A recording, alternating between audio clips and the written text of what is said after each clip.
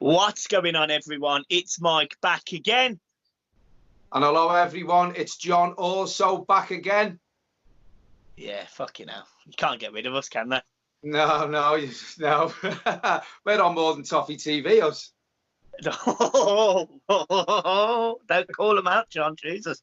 Right, so obviously we were talking about just doing a little bit of a discussion, a little bit of an Everton update for everyone, really. Obviously, we've been linked with literally like every man and his fucking dog in this window. Are you happy about that? What's your thoughts?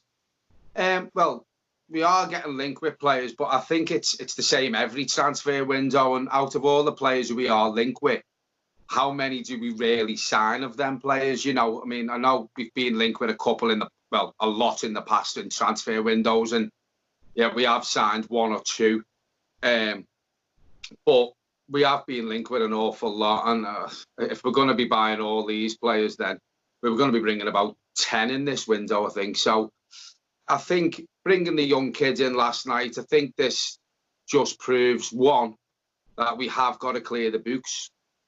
Yeah. Even if players are going out on loan, you know. I think if it is only going to be loan deals going out and no one really going out for big money, I think we need quite a few players who are on big wages to go out to bring some money back into the club. You know, and I think it was proved last night with bringing the kid in from Carlisle to go straight into the under-23s. You know, signing players like that, you know, it's not a statement signing that we're all hoping we get in January. From what I've seen, 1 or 2 goals he scored. He looks solid at the back. I think, as you said today, Michael, I think he's come in to go into the under-23s, a bit like Calvert-Lewin did, a bit like Mason Holgate did.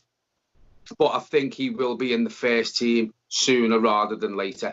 Yeah, agreed. I think the one thing I will say, and this is something that I mentioned on the Mighty Blues the other week, we keep signing young players, which is fine. Like I've got nothing against signing young quality players, and we've done it for a while now. We signed John Stones, Dominic Calvert-Lewin. We've signed Gibson from Newcastle. I think he came from. You know, we signed good players, but we've got a full academy set up that has got Everton youngsters. You know, we haven't had to pay any money for Everton youngsters. So when they bring in an under-23 player from another club, what does that say about our youth academy, which used to be so highly thought of? Well, you know, our youth academies won, I think they won 2 league titles on the run at that level. So if we're bringing players in now to sort of challenge the players who have won Premier League titles at that level, you know, is there no confidence in these players to be able to make the next step up to the Premier League? You know, I mean, I think I think it was Anthony Gordon. It was linked to today with one of the big German teams, or was it yesterday? You know, so there is big clubs out there that think highly of our under-23 players and our under-23 setup. So it makes me wonder, why don't Everton think this highly of them? You know, why aren't they getting a chance? You know, 1 or 2 at a time and see how they do? Because you know, the way the season's been up and down, I know we've won 3 out of 4 under Carlo, but, you know, even under Marco Silva, there was a couple of players there who couldn't have done any worse than the players who have really struggled this season. You know, your Schneidlins, your Walcotts, your Sigurdssons. You know, it'd be a big statement to drop a £42 million player, even though he's not worth that, to bring an under-23 in. But the only way we're going to see if these kids are any good is by giving them a chance, and we don't give youth a chance. Yeah, because I mean, I was looking at our under-23 squad and looking at specifically the centre-backs that have been on the Everton books for years, you know, since they were nippers, you know, your Fionis of this world. Yeah. Why is he not making that transition? But we're still bringing in players like Gibson and the lad from Carlisle, Braithwaite. For me, I don't get it. If you're not going to trust your own, what's the point? What's the point of spending £1 million? What's the point in having an under-23s if we're not giving them a chance? Well, yeah. I mean, we're just buying players from other clubs at that level, at the under-23 level. But we're not playing our own bread and butter. You know, the under-20s, for example, they're not coming through the ranks either. Yeah, I know. I know. And are we employing? I'm not going to say Ancelotti's the wrong manager to employ, because he might give some of the under-23s a go. I know he's turned around and said Anthony Gordon's knocking on the door and he will get a chance, you know. So, but the previous managers up to Ancelotti, were they the wrong managers to bring the under-23s in? Did they not trust them? Was it because they didn't have a good run of results? I know we did towards the end of last season under Silva, and I was saying towards the end of last season, you know, after that run we went on, we couldn't go down, we couldn't qualify for Europe, you know, so why didn't he just bring a few of them in to see if they were up for the Premier League? Well, I think there was a shout at the end of the season, the last game of the season, we couldn't move position. And I think a lot of people said, well, the under-23s have just won the championship. Play them as the first team. Yeah. Let them have that game. You know, we might get a slap on the wrist from the FA, whatever. Yeah. Do it as a reward, as a well done. So, yeah. I play in front of a big crowd, you know. This is what I mean, yeah. So, yeah, look, that's just my thoughts on it. I'm really happy. He's a very good player from what I can tell. But I do wish we'd see more of our own, you know, the real young guys who have been there since they were 12, 13, they 10. Deserve it. They deserve it. You know, they do deserve a go. And as you said when you done the video with Cameron, you know, David Unsworth should be knocking at that manager's door, you know. Now, I think it was Roberto Martinez who brought this thing in, that everyone sort of trained close together. So he had an eye on everything. He had an office on the corner at the top, overlooking the whole Finch Farm complex, so he could you know, see what was going on in the younger levels, you know, maybe to give them a go. I don't think we've had a manager who's took as much interest in the whole setup at the club, from the youth level to the first team, since Martinez done it. Yeah, and to be fair to you on that point, Roberto Martinez was the manager who wanted to introduce hotel rooms to Finch Farm, if you remember. Yeah. That's a very good point, that is, John. So, yeah, I mean, just ending on that, I'm really chuffed with the signing. I think he's a good signing. He'll definitely, in my opinion, be part of the first team plans next season, because why bring him in and not loan him out? Yeah, and also only give him, which as I said to you, a 2.5-year contract. Yeah, so they're going to push for him to have a professional contract, in my opinion. Very quickly. Yeah. Okay, so talking about that then, obviously, is the transfer window. We're 14 days into it. Both me and you had this discussion privately that we wanted Marcel Brands to act quicker this window, because he left it very late in the last window, and he probably did that in January as well. And I personally think that has hindered him. And actually, we'll talk about the AGM a little bit, but it looks like somebody's called him out on that, actually. So, interesting. Are you happy with the fact that we haven't signed anyone yet? Or what's your thoughts? No, I'm not happy at all. And I think, you know, Marcel Brands had a great pedigree when he was working for PSV. He come to Everton with a big pedigree of finding good players.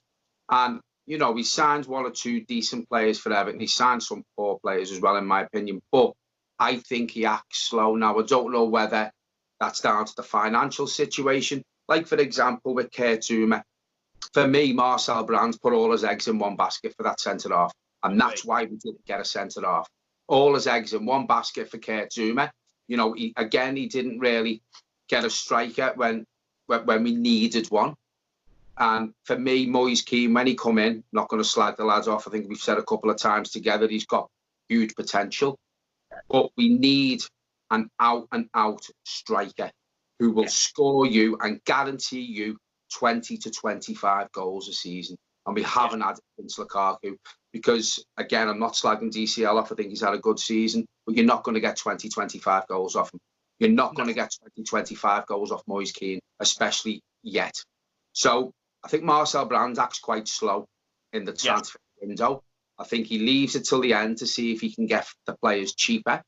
But if Everton want to be where they are, we need these players in quickly. Okay, yeah, I completely agree.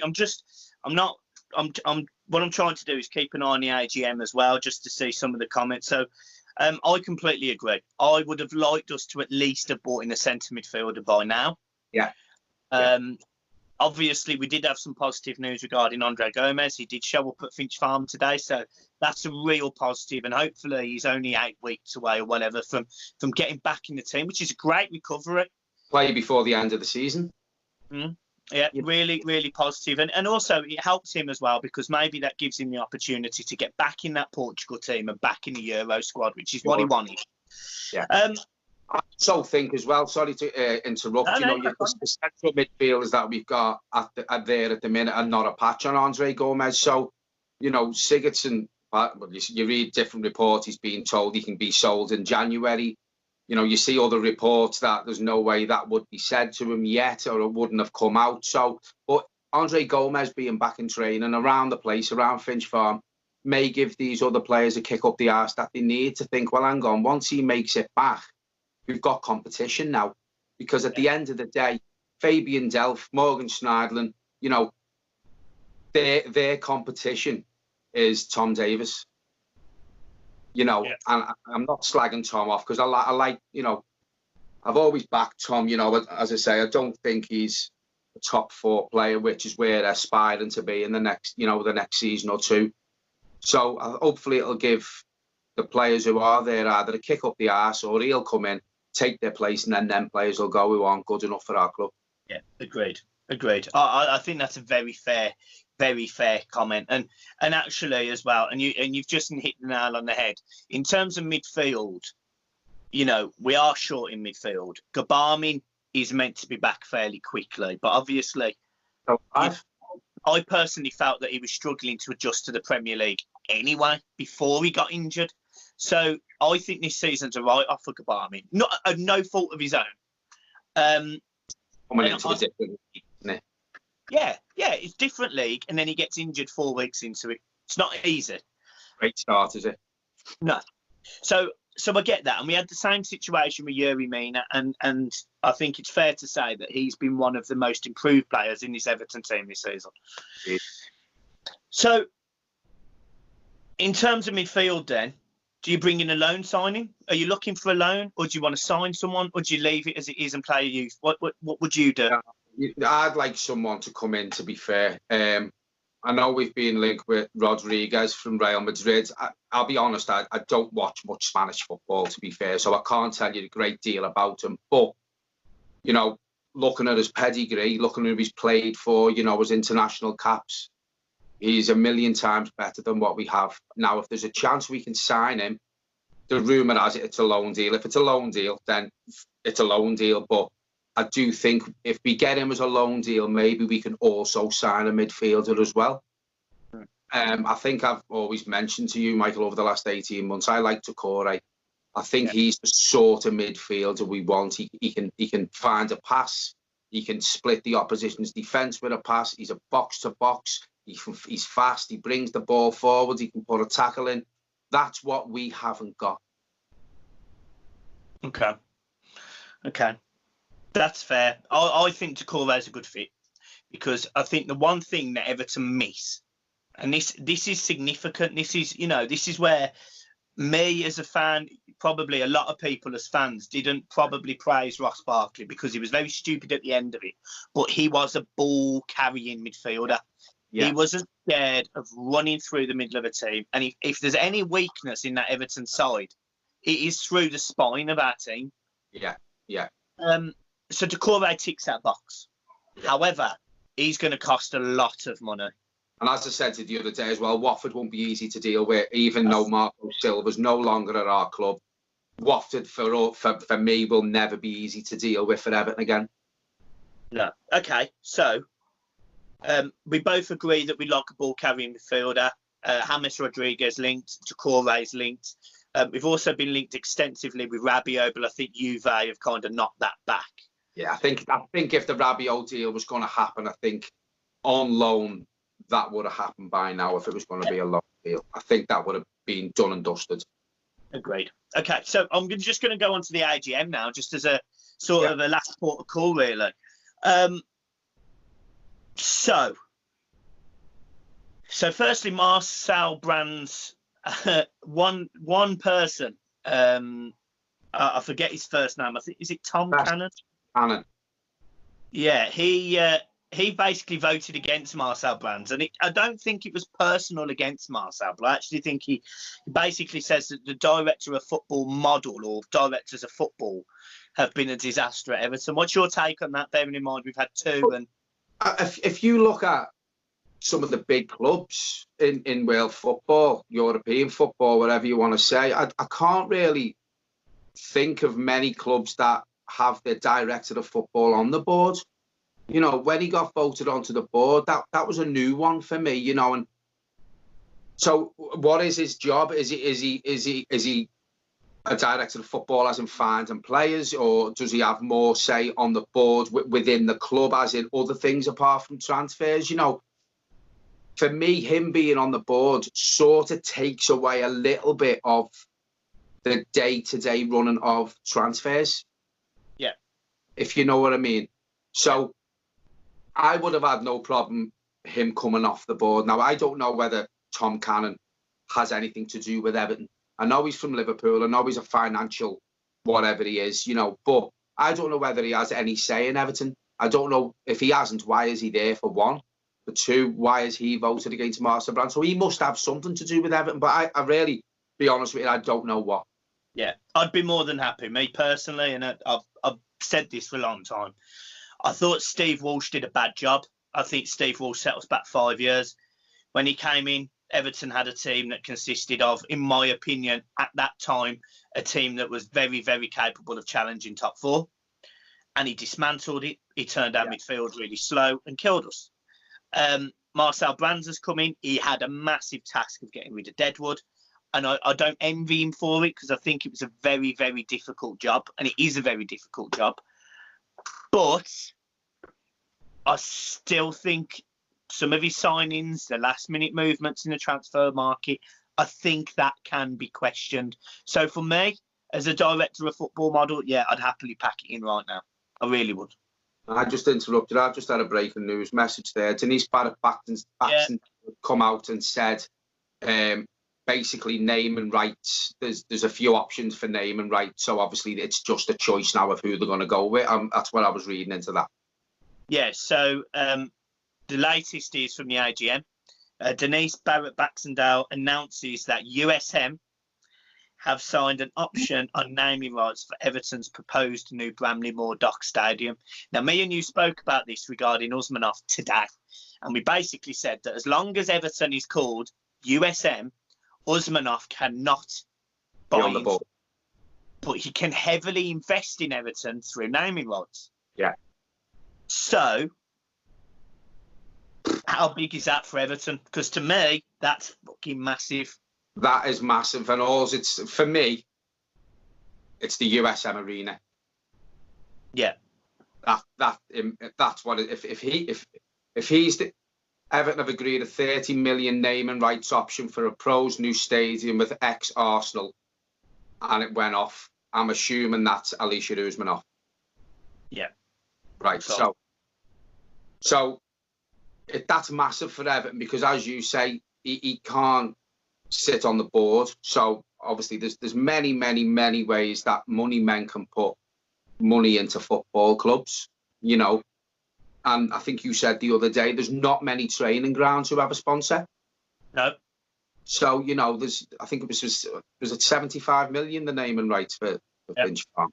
You know, so if he wants to name the new stadium, USM Arena, 500 million quid, that's how you also get around financial fair play.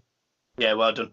Obviously, we've just announced significant losses this season of 110 million, I think, or we're going to announce it anyway very shortly. Obviously, in terms of financial fair play, it doesn't hinder it apparently, but I think it's worryingly close for certain people. Are you bothered? Well, if Uncle Alicia's coming on, as I said to you today, he'll probably have the £90,000 fine and spare change down the back of his couch. So, do you know what? If we want to get these big players in, if we want to be a force again, take the fine. Just take the fine, because that's what Man City have done. They've took the fine. They can afford to go out and buy players, you know, willy-nilly. So if it means that, then just take the fine. Take the fine. I love how you said 90 grand. I think it might be more than that. I thought it was 90,000, 90 million. Yeah, we'll see. I don't know. I haven't got a clue. Okay, right. So a couple more things then, just in terms of obviously where Everton are going. Financial results are literally coming out as we speak. Go on now. Well, I can't see them yet. They're sort of talking. They said that they were expecting it basically, and that they remain committed to having a financially sustainable manner. So I trust Everton are taking the right steps to sort this. In your opinion, now Everton are taking the right steps, but as you say, they're close to breaking the financial fair play rule. How do you think they will get around it? You know, we've mentioned Usmanov getting the naming rights, what have you. That could be a while down the road. So how do we get away with it initially? Can he put money into Everton in another means before the ground's built? I don't necessarily think it will be Usmanov. So the way I think Everton will get around, especially having more revenue and more income coming into the football club, is there's a massive rumour, as you know, regarding Umbro and Hummel. A lot of people have criticised Everton regarding Hummel, but as I said to you the other day, and it was you put it, the way you explained to me, which I hope you'll explain now, because it was a great way you explained to me to make me see that the Hummel deal won't be a bad move at all. No, in terms of a deal with Hummel, obviously you think of all the major companies, so all the major football businesses, and that's Man City, Puma. You've got Adidas with Man United. You've got Arsenal, Puma. Think of anyone like that.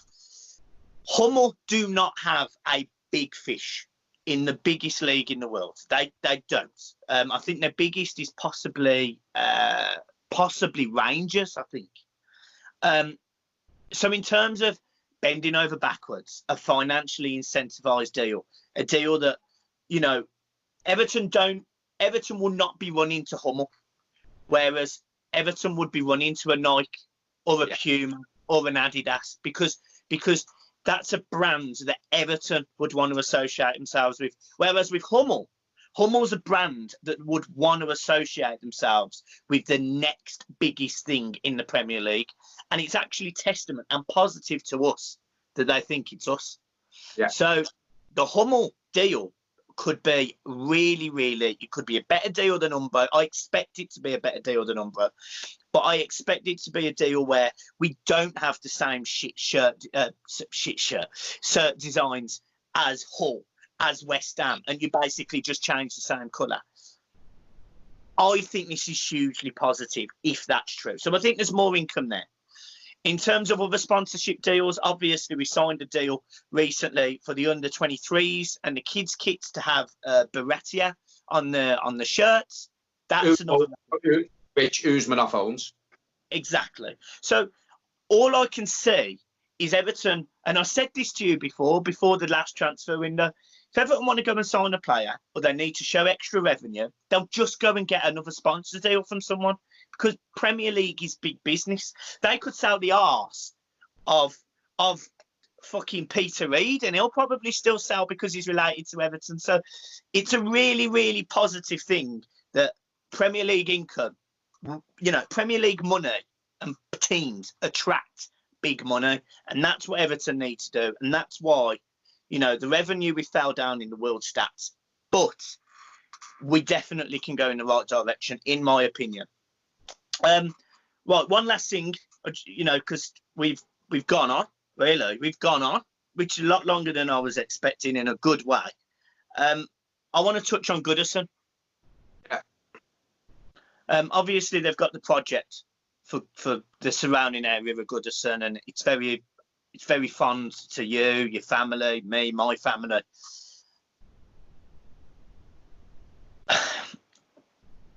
What are your thoughts of leaving the old lady? I will cry my eyes out.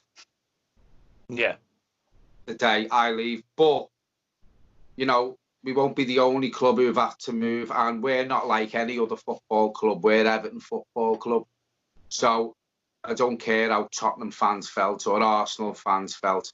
I know what Everton fans will feel like leaving Goodison. And I still speak to some fans who say, I wish we could do Goodison up still. You know, it's not viable. And I wish it was viable, because if it was viable, I wouldn't have voted to go to Bramley Moor Dock. But it's not viable to stay there. But the answer to your question, it'll break my heart to leave Goodison Park. It will. But then, you know, they're doing something. I think they're doing like a mental health centre or something like that, and a doctors and a park for the kids. And apparently they're keeping the centre circle grass for the middle of the park, which is what I've heard. So they're keeping a bit of the turf there. So it's nice that they're not going to put a supermarket there, and it'll be nice for Everton fans to be able to go back to where Goodison once was and to still see something there associated with Everton. Yeah. So, you know, it will be hard to leave, but financially, we have to move. We have to move. Okay. John, is there anything else from you, mate? No.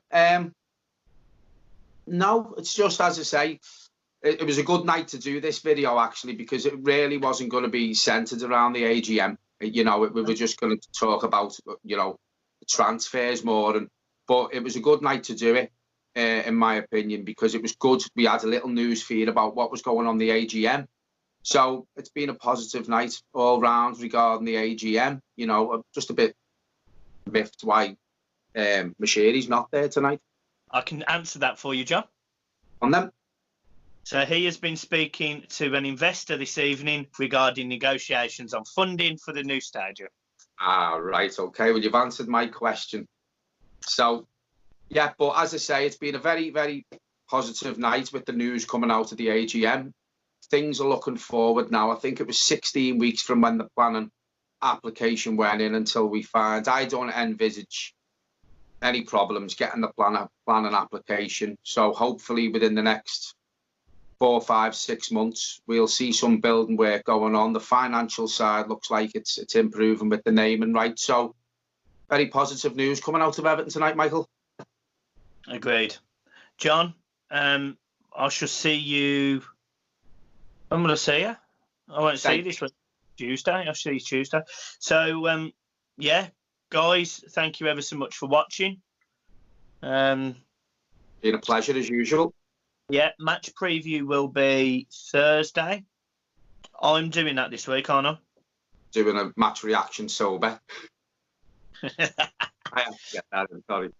Yeah, I will be sober for this one. So, yeah, look, guys, thank you ever so much for watching. We both appreciate it. Make sure you click and like the channel. Make sure you share it, subscribe. And, yeah, guys, peace. Thanks very much for watching, everyone. Cheers.